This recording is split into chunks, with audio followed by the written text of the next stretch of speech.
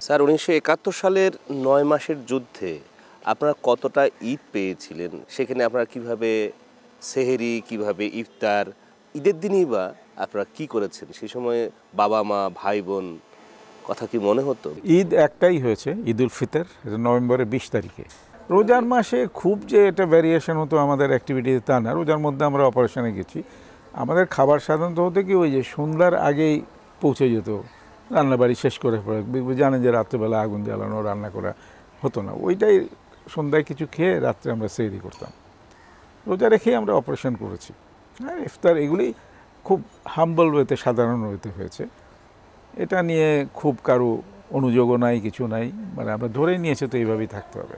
ঈদের দিনে মানে অন্য সময় সারা ৯ মাসে খুব একটা আত্মীয়স্বজনের কথা মনে হয়নি, আমাদের হতো না আর কি, জানি তো না, আমরাও জানি না, ওরাও জানে না। কিন্তু ঈদের দিনে একবার আমার ব্যক্তিগতভাবে তাদের কথা মনে হয়েছে, মনটা একটু খারাপ হয়েছে, কে বা কেমনভাবে আছে।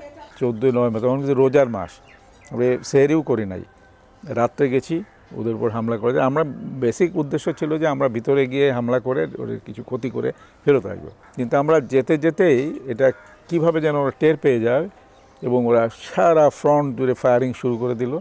আর আর্টিলারি ফায়ার আসা শুরু করলো। আর্টিলারি দুই রকম ফায়ার, একটা হচ্ছে ডাইরেক্ট এসে পড়ে, আর একটা বলে এয়ার বাস্ট, ওটা উপরে বাস্ট করে, ওটা টাইম সেট করে দেয়। তো ওইটা করলে কিন্তু আমরা গর্তে ট্রেঞ্চে থাকলেও কিন্তু ভেরি ডেঞ্জারাস।